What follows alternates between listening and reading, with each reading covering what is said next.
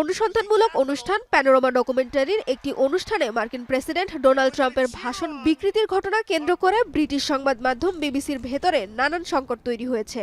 পক্ষপাতিত্বের অভিযোগও ওঠে প্রতিষ্ঠানটির বিরুদ্ধে।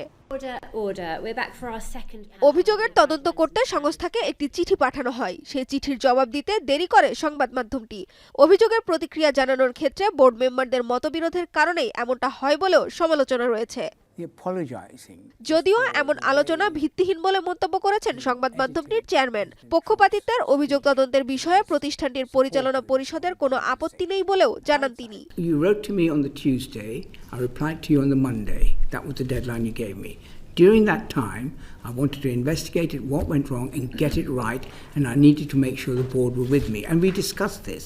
I don't think there was any chaos or difficulty there. There was a continuing and sharp difference of opinion between certainly the chairman and me and some others on the board with the director of news about whether we were going to apologise just for the edit or whether the impact of the edit and indeed the positioning of the Proud Boys material had given a misleading impression. এদিকে প্রথমবারের মতো house of কমন্সের একটি কমিটির সামনে পক্ষপাতিত্বের অভিযোগ নিয়ে বক্তব্য দেন বিবিসির সাবেক সম্পাদকীয় উপদেষ্টা মাইকেল প্রেসকট। এর আগে বিবিসির বেশ কিছু পক্ষপাতমূলক প্রতিবেদনের বিষয়ে উদ্বেগ প্রকাশ করেছিলেন তিনি। And the root of my disagreement and slight concern even today is that the BBC was not, and I hope they will change, but will they, treating these as having systemic causes. There's real work that needs to be done at the BBC.